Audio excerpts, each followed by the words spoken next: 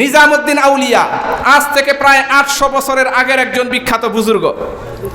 ওনাকে আমরা কেউ দেখি নাই, কিন্তু এই নামটা আমরা এত শুনেছি মনে হয় যেন আমাদের পরিচিত। কথা বলেন ঠিক না ঠিক? আকাশে বাতাসে এখনো তার নাম ভেসে বেড়ায়। এই খাজা নিজামুদ্দিন আউলিয়ার ভক্ত হলো নিমরুজের বাদশা।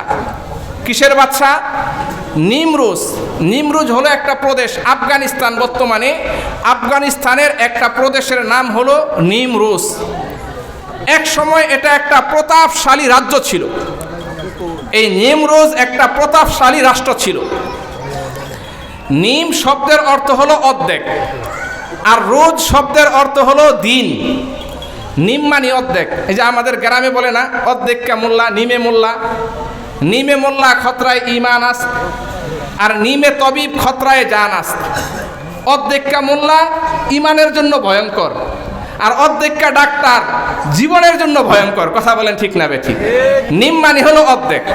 অর্ধেক কা ডাক্তারের দ্বারা কবরস্থান আবাদ হয়, আর অর্ধেক কা মোল্লা 2-3 ক্লাস পড়ছে, শুধু কোরআনের হাফেজ হয়েছে, এরপরে আর লেখাপড়া করে নাই। এখন ফু দিয়া বেড়ায়, মিলাদ শরীফ পইরা বেড়ায়, বন্ডামি করে বেড়ায়, কয়দিন দাড়ি কাটে, কয়দিন রাখে। এগুলা ইমানের জন্য ক্ষতিকর। কথা বলেন ঠিক না ঠিক? অর্ধেক কা ভালো না ভাই, হইলে পুরাপুরি হন। জালমুড়ি বেচলেওয়ালা হইলেও পুরাপুরি হন, ফায়দা হবে। অটো চালেন না হইলেও পুরাপুরি হন, ফায়দা হবে। অর্ধেকটাই ঝামেলা।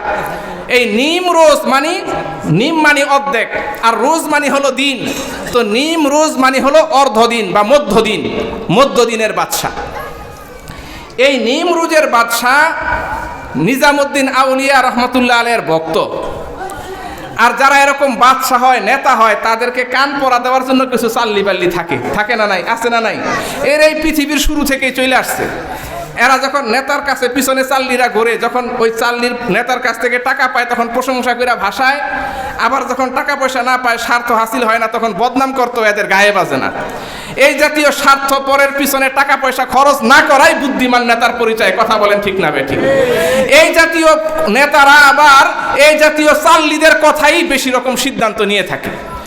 ওই চাল্লি একজনে নিমরোজের বাদশারে কুবুদ্ধি দিল, হুজুর কি ব্যাপার, আপনি তো নিজে নিজে কাগজে কলমে বাদশা, মূলত তো বাদশা নিজামুদ্দিন আউলিয়া, শুধু দাবি করার বাকি।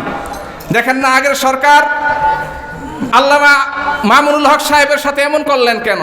501 নম্বর রুমের নাটক, এগুলা কি আমরা বুঝি না?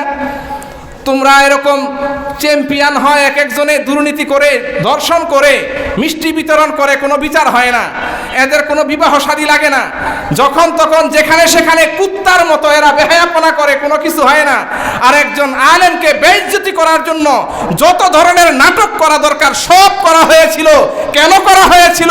এইরকম চাল্লিরা বুদ্ধি দিয়েছিল, হায় হায় এই হুজুর যেইভাবে খেপতেছে, আপনার সিংহাসন কিন্তু নাড়ায় ছাড়বো, খবরদার এই হুজুরে তাড়াতাড়ি ঠেকান। সব কিছু মিলে ঠেকানের ব্যবস্থা করছে। আল্লাহ রাব্বুল আলামিন এমন বেইজ্জতি করছেন, দেশ ছেড়ে পলাইতে বাধ্য করছে, অস্তিত্ব নির্মূল করে দিয়েছেন আল্লাহ পাক রব্বুল আলামিন। এখান থেকে শিক্ষা নিতে হবে, পৃথিবীর যত জালেমরা আছে, যত মুরতাদরা আছে, ইসলাম বিদ্বেষীরা আছে, যদি আল্লাহ রাব্বুল আলামিনের বন্ধুদের সাথে কেউ শত্রুতা করতে চায়, কেউ বিদ্বেষ পোষণ করতে চায়, লাঞ্ছিত করতে চায়, আল্লাহ রাব্বুল আলামিন পৃথিবীতেই তাকে ল্যাংটা করে ছেড়ে দিবেন। সম্মানিত হাজিরিন, কাপড়ও থাকতো না, মাথার চুলও থাকতো না, কয়েকটা মিনিট দেরি করলেই হইতো। দেখতেন কি মনে করেছেন আপনারা? আল্লাহর বিচার নাই, কোনো ক্যালকুলেশনে ধরে নাই, কোনো কিছুতে ধরে নাই। আল্লাহ রাব্বুল আলামিন করে দেখাই দিবেন। খবরদার আলেমদের সাথে কখনো বিদ্বেষের ভাব রাখবেন না। আল্লাহ তাআলা আমাদের বুঝার তৌফিক দান করুন। সহিহ মুসলিম শরীফের হাদিস, আমি মিথ্যা বললে আল্লাহ আমার জিহ্বা যেন বন্ধ করে দেয়। আল্লাহ রাসূল বলেন, মান আদা লি ওয়ালিয়ান ফাকাদ আযানতুহু লিল হারব। আল্লাহর নবী বলেন, আল্লাহ তাআলা বলেছেন যে আমার ওলি বন্ধুদের সাথে দুশমনি করে, আমি আল্লাহ নিজে তার সাথে যুদ্ধের ঘোষণা করলাম। আল্লাহর ওলিদের সাথে যারা দুশমনি করে, আল্লাহ নিজে যদি কারোর সাথে যুদ্ধ ঘোষণা করেন, ওই ব্যক্তির পরাজিত হওয়া ছাড়া কোনো উপায় আছে? কোনো উপায় থাকে না। সম্মানিত হাজিরিন, ওই নিমরুজের বাদশারেও কান পরা দিল, হুজুর আপনি তো খালি হুজুর হুজুর করেন, নিজামুদ্দিন আউলিয়ার ভক্ত আপনি। নিজামুদ্দিন আউলিয়া শুধু দাবি করা বাকি। যদি নিজামুদ্দিন আউলিয়া দাবি করে, আপনার রাজত্ব সব শেষ হয়ে যাবে। নিজামুদ্দিন আউলিয়াই কিন্তু নিমরুজের বাদশা হবে, তাড়াতাড়ি ঠেকান। বক্ত বাদশাহ এই বুদ্ধি শুইনা সিদ্ধান্ত দিল, আজ থেকে নিজামুদ্দিন আউলিয়ার দরবারে কেউ যেন কোনো ধরনের হাদিয়া তোহফা না দেয়। সম্মানিত হাজিরিন, বুঝতেছেন কথা? বাদশাহ ঘোষণা দিল নিজামুদ্দিন আউলিয়ার দরবারে আজ থেকে সকল প্রকারের দান অনুদান বন্ধ। এই ঘোষণা আমাদের বাংলার জমিনেও হয়েছে। মাদ্রাসাগুলোকে জঙ্গির নাম দেওয়া হয়েছে। নূরপুর মাদ্রাসা বন্ধ হয় নাই, বাংলাদেশের কোনো মাদ্রাসা বন্ধ হয় নাই। যখন স্বর্ণের দাম 7,000, তখন আমরা 50,000 টাকা গরুর চামড়া বিক্রি করেছিলাম, 2200, 1500, 1800 টাকা। এখন 1 লাখ টাকা স্বর্ণের বড়ি, 5 লাখ টাকার গরুর চামড়া 500 টাকায়ও নিতে চায় না। অনেক গরুর চামড়া ফালায় দেয়, কারণ মুসলমানরা গরুর চামড়ার বিক্রির টাকাগুলো কওমি মাদ্রাসায় দেয়। এদেরকে একটা চিপামার দিয়ে দেই, চামড়াকে নিয়ে আমরা একটা সিন্ডিকেট তৈরি করি, কওমি মাদ্রাসা যেন মানুষের কাছে করে তাকায় থাকে। এরা বুঝে না তোমার চামড়া দিয়ে কওমি মাদ্রাসা চলে না, আল্লাহ তাআলা নিজের রহমতে চালান। কথা বলে ঠিক না বেঠিক? আল্লাহ নিজের রহমতে চালান। বন্ধ হয়েছে কওমি মাদ্রাসা? চামড়ার সিন্ডিকেটের দ্বারা বন্ধ করতে পারে নাই, বিভিন্ন বাহানা দিয়ে বন্ধ করতে পারে নাই।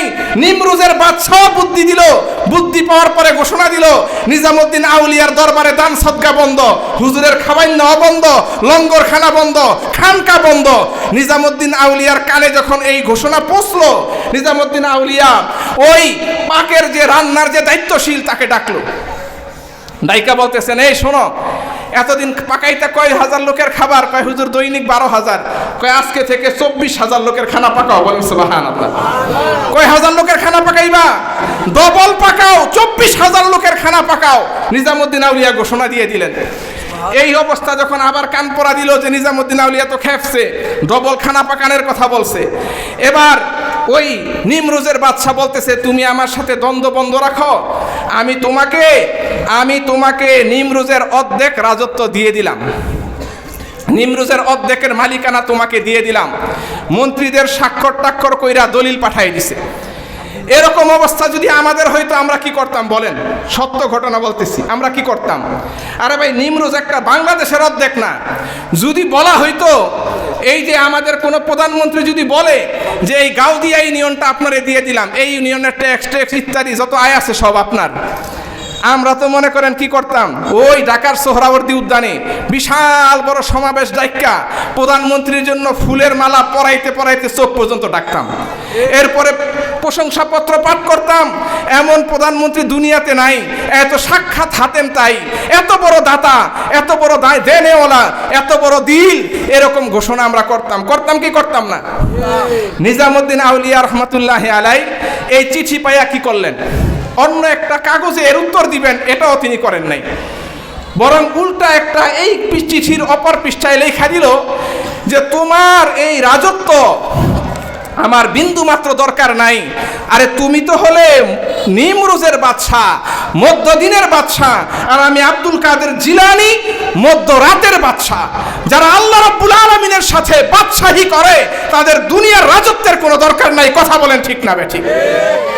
এরপরে নিমরুজের বাদশার পেশাব বন্ধ হয়ে যায়, পেশাব আটকে গেছে। যত ডাক্তার কবিরাজ আছে সব দেখাইছে, পেট ফুলে গেছে, পেশাব হয় না। আল্লাহ তাআলার কত বড় নেয়ামত, উপরদা খাই নিজদা ডেলিভারি হয়। এই পেশাব যদি বন্ধ হয়ে যায় তখন দেখতাম যে কত যন্ত্রণার মধ্যে আমি পড়ে গেছি।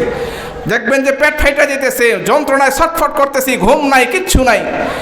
পেশাব বন্ধ হয়ে গেছে। এখন করণীয় কি? সব ডাক্তারের কাছে গেছে, কোনো লাভ নাই, ভালো হয় না। নিমরুজের বাদশার মা নিজামুদ্দিন আউলিয়ার কাছে গেছেন যে আমার ছেলেটার এই অবস্থা, আপনি কিছু একটু করেন। কয় আমি চিকিৎসা করতে পারি। এই বাদশা যদি লিখে দেয় যে নিমরুজের রাজত্ব নিজামুদ্দিন আউলিয়ারে আমি দিয়া দিলাম, তাহলে আমি এই চিকিৎসা করতে পারি।